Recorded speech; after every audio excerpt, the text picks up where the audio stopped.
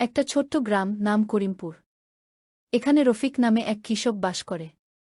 তার নিজের জমি নেই, তাই অন্যের জমিতে কাজ করে সংসার চালা। আজ যদি মালিক সাহেব টাকা না দেয় তাহলে চাল কিনব কেমনে?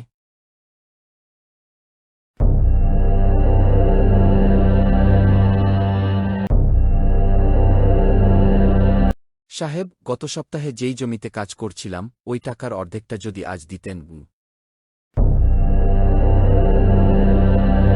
তুমি কাজ ঠিক মতো করনি, ধান কম উঠেছে, টাকা কম পাবা।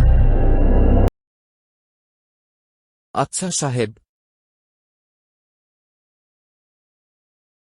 আজ আবার কম টাকা দিল। এইভাবে কবে সুখ আসবে?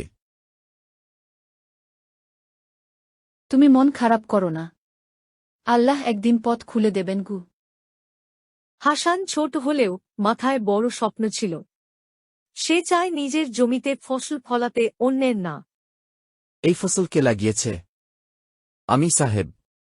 খালি জমিটা পড়েছিল, তাই চেষ্টা করেছিলাম। তুমি ছোট হলেও বড় কাজ করছো ছেলে। আজ থেকে জমিটা তোমাদের।